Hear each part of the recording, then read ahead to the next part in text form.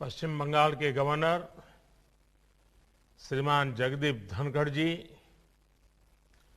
विश्व भारती के vice chancellor professor विद्युत चक्रवर्ती जी, शिक्षकगण, कर्मचारीगण और मेरे ऊर्जावान युवा साथियों, गुरुदेव रविंद्रनाथ टैगोर ने जो अद्भुत धरोहर मां भारती को सौंपी है, उसका हिस्सा बनना, आप सभी साथियों से जुड़ना मेरे लिए प्रेरक भी है, आनंददायक भी है और एक नई ऊर्जा भरने वाला है। अच्छा होता मैं इस पवित्र मिट्टी पर खुद आकर के आपके बीच शरीक होता, लेकिन जिस प्रकार के नए नियमों में जीना पड़ रहा है और इसलिए मैं आज रूबरू न आते हुए दूर से ही सही आप सबको प्रणाम करता हूं, इस पवित्र मिट्टी को प्रणाम करता हूं। इस बार तो कुछ समय के अंतराल पर मुझे दूसरी बार ये मौका मिला है आपके जीवन के इस महत्वपूर्ण अवसर पर आप सभी युवा साथियों को, माता पिता को, गुरुजनों को मैं बहुत बहुत बधाई देता हूं, अनेक अनेक शुभकामनाएं देता हूं। साथियों, आज एक और बहुत ही पावन अवसर है, बहुत ही प्रेरणा का दिन है। आज छत्रपति शिवाजी महाराज की जन्म जयंती है। मैं सभी देशवासियों को छत्रपति शिवाजी महाराज की जयंती पर बहुत बहुत शुभकामनाएं देता हूं। गुरुदेव रविंद्रनाथ टैगोर जी ने भी शिवाजी उत्सव नाम से वीर शिवाजी पर एक कविता लिखी थी। उन्होंने लिखा था, कौन दूर शताब्देर, कौन दूर शताब्देर, कौन एक अख्यात दिवसे, नाही जानी आजी, नाही जानी आजी। मराठार कौन, शोयले एरंडेर, अंधकारे बसे। हे राजा शिवाजी, तब भाल उद्यासियाए भावना, तैत प्रभावत ऐसे छिल नामी। एक धर्म राज्य पाशे, एक धर्म राज्य पाशे, खंड छिन्न विक्षिप्त भारत, बंधे दिव आमी। यानी एक शताब्दी से भी पहले किसी एक अनाम दिन, मैं उस दिन को आज नहीं जानता, किसी पर्वत की ऊंची चोटी से, किसी घने वन में, ओ राजा शिवाजी, क्या ये विचार आपको एक बिजली की रोशनी की तरह आया था? क्या ये विचार आया था कि छिन्न भिन्न इस देश की धरती को एक सूत्र में पिरोना है? क्या मुझे इसके लिए खुद को समर्पित करना है? इन पंक्तियों में छत्रपति वीर शिवाजी से प्रेरणा लेते हुए भारत की एकता, भारत को एक सूत्र में पिरोने का आह्वान था। देश की एकता को मजबूत करने वाली इन भावनाओं को हमें कभी भूलना नहीं है। पल पल, जीवन के हर कदम पर देश की एकता, अखंडितता के इस मंत्र को हमें याद भी रखना है, हमें जीना भी है। यही तो टैगोर का हमें संदेश है। साथियों, आप सिर्फ एक विश्वविद्यालय का ही हिस्सा नहीं है, बल्कि एक जीवंत परंपरा के वाहक भी है। गुरुदेव अगर विश्व भारती को सिर्फ एक यूनिवर्सिटी के रूप में देखना चाहते तो वो इसको ग्लोबल यूनिवर्सिटी या कोई और नाम दे सकते थे, लेकिन उन्होंने इसे विश्व भारती विश्वविद्यालय नाम दिया। उन्होंने कहा था, Vishwa Bharati acknowledges India's obligation to offer to others the hospitality of her base culture and India's right to accept from others their best. गुरुदेव की विश्व भारती से अपेक्षा थी कि यहां जो सीखने आएगा वो पूरी दुनिया को भारत और भारतीयता की दृष्टि से देखेगा। गुरुदेव का ये मॉडल ब्रह्म, त्याग और आनंद के मूल्यों से प्रेरित था। इसलिए उन्होंने विश्व भारती को सीखने का ऐसा स्थान बनाया जो भारत की समृद्ध धरोहर को आत्मसात करे, उस पर शोध करे और गरीब से गरीब की समस्याओं के समाधान के लिए काम करे। ये संस्कार में पूर्व में यहां से निकले छात्र छात्राओं में भी हमें दिखता है और आपसे भी देश की यही अपेक्षा है। साथियों, गुरुदेव टैगोर के लिए विश्व भारती सिर्फ ज्ञान देने वाली, ज्ञान परोसने वाली एक संस्था मात्र नहीं थी। ये एक प्रयास है भारतीय संस्कृति के शीर्षस्थ लक्ष्य तक पहुंचने का, जिसे हम कहते हैं स्वयं को प्राप्त करना। जब आप अपने कैंपस में बुधवार को उपासना के लिए जुड़ते हैं तो स्वयं से ही साक्षात्कार करते हैं। जब आप गुरुदेव द्वारा शुरू किए गए समारोह में जुड़ते हैं तो स्वयं से ही साक्षात्कार करने का एक अवसर प्राप्त होता है। जब गुरुदेव कहते हैं, आलो अमार आलो ओगो आलो भुवन भारा, तो ये उस प्रकाश के लिए ही आह्वान है जो हमारी चेतना को जागृत करती है। गुरुदेव टैगोर मानते थे, विविधताएं रहेगी, विचारधाराएं रहेगी, इन सब के साथ ही हमें खुद को भी तलाशना होगा।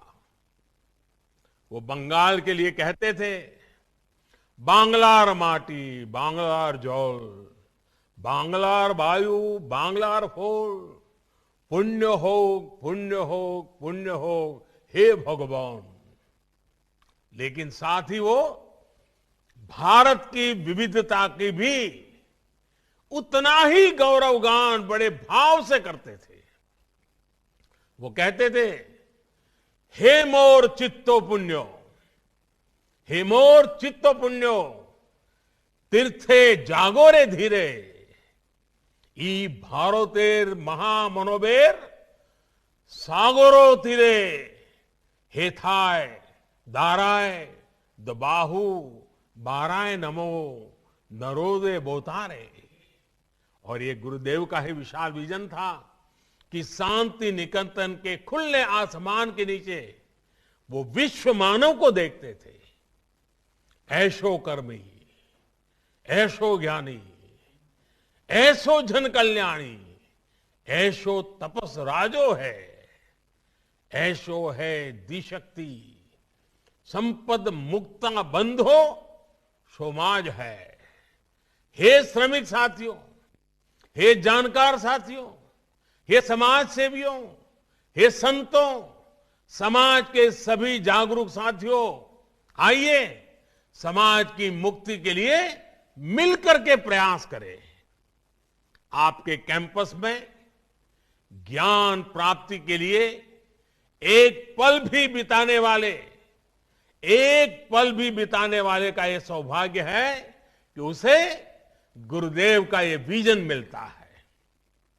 साथियों, विश्व भारती तो अपने आप में ज्ञान का वो उन्मुक्त समंदर है जिसकी नींव ही अनुभव आधारित शिक्षा के लिए रखी गई है।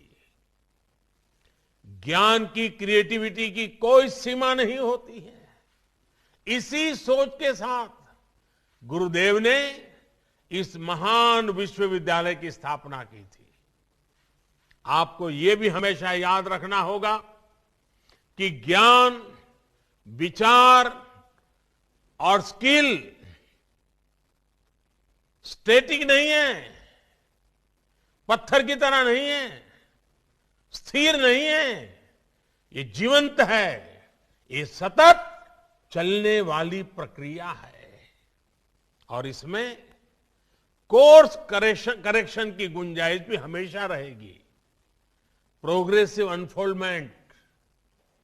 लेकिन नॉलेज और पावर दोनों रिस्पॉन्सिबिलिटी के साथ आते हैं। जिस प्रकार सत्ता में रहते हुए संयम और संवेदनशील रहना पड़ता है, रहना जरूरी होता है, उसी प्रकार हर विद्वान को, हर जानकार को भी उनके प्रति जिम्मेदार रहना पड़ता है जिनके पास वो शक्ति है। आपका ज्ञान सिर्फ आपका नहीं बल्कि समाज की, देश की, अरे भावी पीढ़ियों की भी वो धरोहर है। आपका ज्ञान, आपकी स्किल एक समाज को, एक राष्ट्र को गौरवान्वित भी कर सकती हैं और वो समाज को बदनामी और बर्बादी के अंधकार में भी धकेल सकती है। इतिहास और वर्तमान में ऐसे अनेक उदाहरण हैं। आप देखिए, जो दुनिया में आतंक फैला रहे हैं, जो दुनिया में हिंसा फैला रहे हैं, उनमें भी कई highly educated, highly learned, highly skilled लोग हैं। दूसरी तरफ ऐसे भी ये लोग हैं जो कोरोना जैसी महामारी से दुनिया को मुक्ति दिलाने के लिए दिन रात अपनी जान की बाजी लगा देते हैं, अस्पतालों में डटे रहते हैं, प्रयोगशालाओं में जुटे हुए हैं। ये सिर्फ विचारधारा का प्रश्न नहीं है, मूल बात तो माइंडसेट का है। आप क्या करते हैं इस बात पर निर्भर करता है कि आपका माइंडसेट पॉजिटिव है या नेगेटिव है। स्कोप दोनों के लिए है, रास्ते दोनों के लिए ओपन है। आप समस्या का हिस्सा बनना चाहते हैं या फिर समाधान का, ये तय करना हमारे अपने हाथ में होता है। अगर हम उसी शक्ति, उसी सामर्थ्य, उसी बुद्धि, उसी वैभव को सत्कार्य के लिए लगाएंगे तो परिणाम एक मिलेगा, दुष्कर्म के लिए लगाएंगे तो परिणाम दुष्कर्म मिलेगा। अगर हम ही सिर्फ अपना हित देखेंगे तो हम हमेशा चारों तरफ मुसीबतें देखते आएंगे, समस्याएं देखते आएंगे, नाराजगी देखते आएंगे, आक्रोश नजर आएगा। लेकिन अगर आप खुद से ऊपर उठ करके,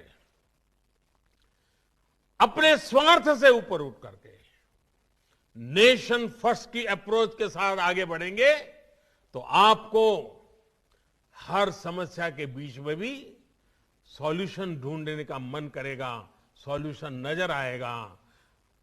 बुरी शक्तियों में भी आपको अच्छा ढूंढने का उसमें से अच्छाई का, परिवर्तन का मन करेगा और आप स्थितियां बदलेंगे भी, आप स्वयं भी अपने आप में एक सॉल्यूशन बन करके उभरेंगे।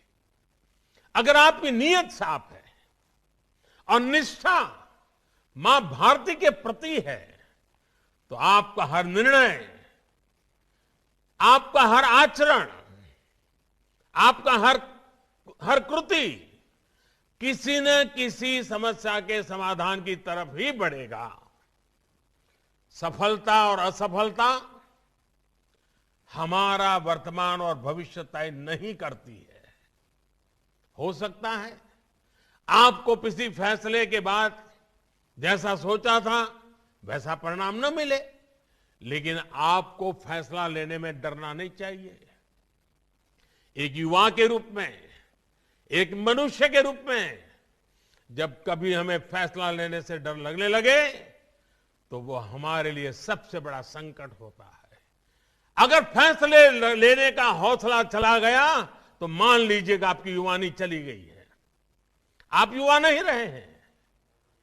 जब तक भारत के युवा में नया करने का, रिस्क लेने का और आगे बढ़ने का जज्बा रहेगा, तब तक कम से कम मुझे देश की भविष्य की चिंता नहीं है। और मुझे जो देश युवा हो, 130 करोड़ आबादी में इतनी बड़ी तादाद में युवा शक्ति हो, तो मेरा भरोसा और मजबूत हो जाता है, मेरा विश्वास और मजबूत हो जाता है। और इसके लिए आपको जो सपोर्ट चाहिए, आपको जो माहौल चाहिए, उसके लिए मैं खुद भी और सरकार भी, इतना ही नहीं, 130 करोड़ का संकल्पों से भरा हुआ, सपनों से लेकर के जीने वाला देश भी आपके समर्थन में खड़ा है। साथियों, विश्व भारती के 100 वर्ष के ऐतिहासिक अवसर पर जब मैंने आपसे बात की थी, तो उस दौरान भारत के आत्मसम्मान और आत्मनिर्भरता के लिए आप सभी युवाओं के योगदान का जिक्र किया था। यहां से जाने के बाद जीवन के अगले पड़ाव में आप सभी युवाओं को अनेक तरह के अनुभव मिलेंगे।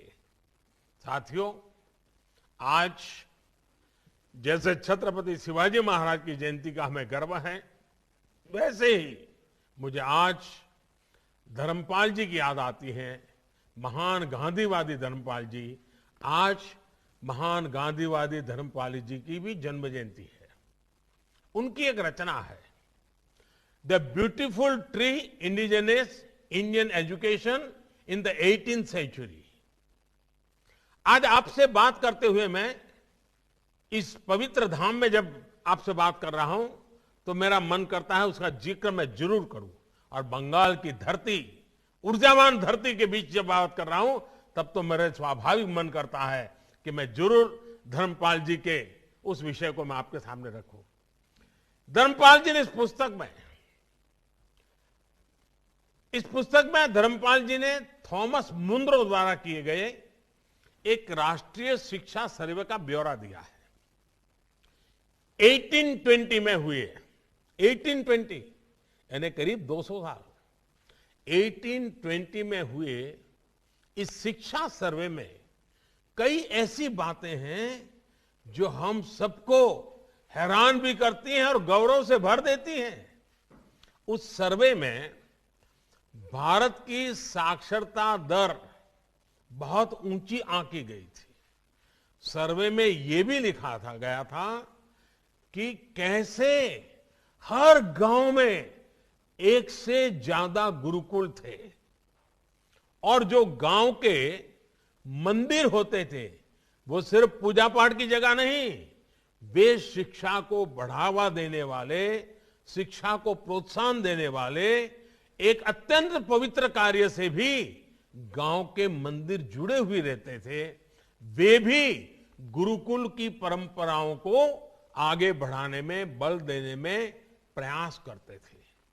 हर क्षेत्र, हर राज्य में, ये बड़ी महत्वपूर्ण बात है, हर क्षेत्र, हर राज्य में तब महाविद्यालयों का बहुत गर्व से देखा जाता था कि कितना बड़ा उनका नेटवर्क था।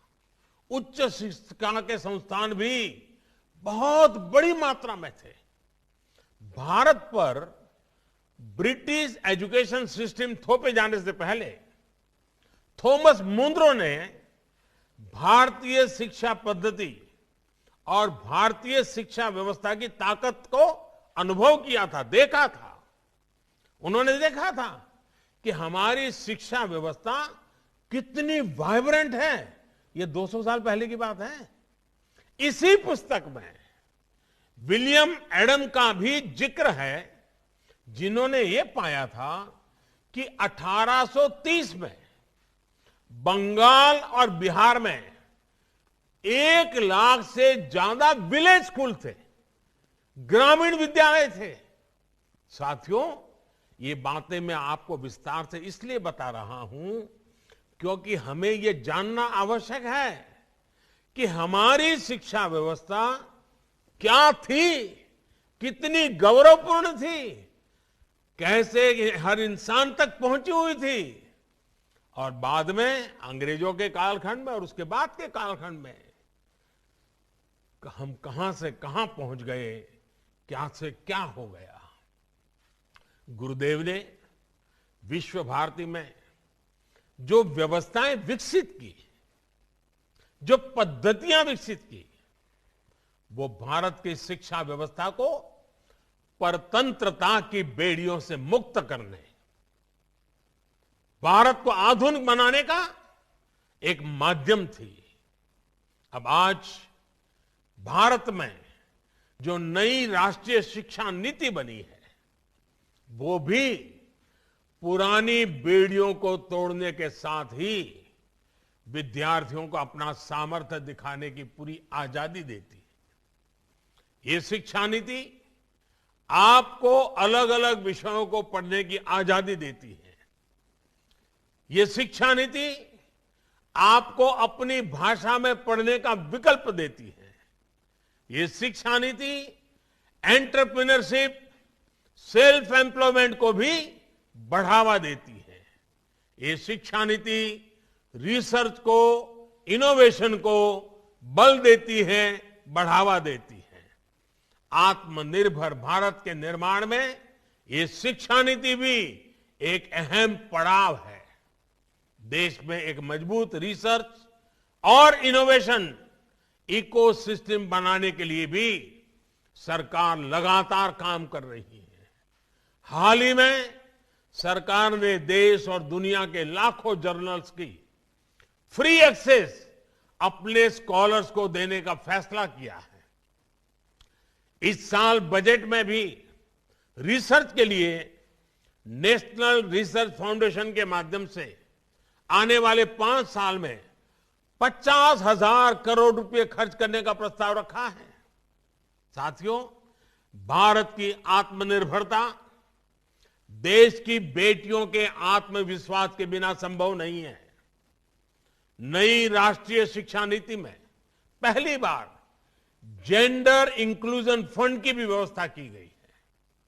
इस पॉलिसी में 6ठी क्लास से ही कारपेंटरी से लेकर कोडिंग तक ऐसे अनेक स्किल सेट्स पढ़ाने की योजना इसमें है, जिन स्किल्स से लड़कियों को दूर रखा जाता था।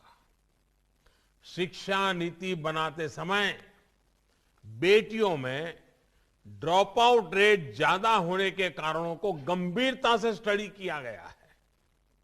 इसलिए पढ़ाई में निरंतरता, डिग्री कोर्स में एंट्री और एग्जिट का ऑप्शन हो और हर साल का क्रेडिट मिले, इसकी एक नए प्रकार की व्यवस्था की गई है। साथियों, बंगाल ने अतीत में भारत के समृद्ध ज्ञान विज्ञान को आगे बढ़ाने में देश को नेतृत्व दिया और यह गौरवपूर्ण बात है। बंगाल एक भारत श्रेष्ठ भारत की प्रेरणा स्थली भी रहा है और कर्मस्थली भी रहा है। शताब्दी समारोह में चर्चा के दौरान मैंने इस पर भी विस्तार से अपनी बात रखी थी। आज जब भारत 21वीं सदी की नॉलेज इकोनॉमी बनाने की तरफ बढ़ रहा है, तब भी नजरें आप पर है, आप जैसे नौजवानों पर है, बंगाल की ज्ञान संपदा पर है, बंगाल के ऊर्जावान नागरिकों पर है।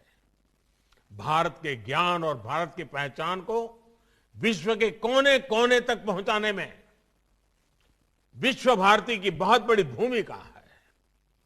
इस वर्ष हम अपने आजादी के 75वें वर्ष में प्रवेश कर रहे हैं।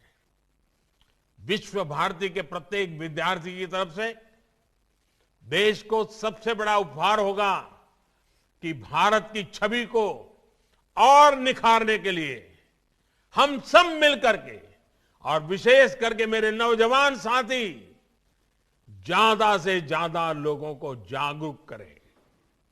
भारत जो है, जो मानवता, जो आत्मीयता, जो विश्व कल्याण की भावना हमारे रक्त के कण कण में है, उसका एहसास बाकी देशों को कराने के, पूरी मानव जात को कराने के लिए विश्व भारती को देश की शिक्षा संस्थाओं का नेतृत्व करना चाहिए। मेरा आग्रह है, अगले 25 वर्षों के विश्व भारती के विद्यार्थी मिलकर एक विजन डॉक्यूमेंट बनाए।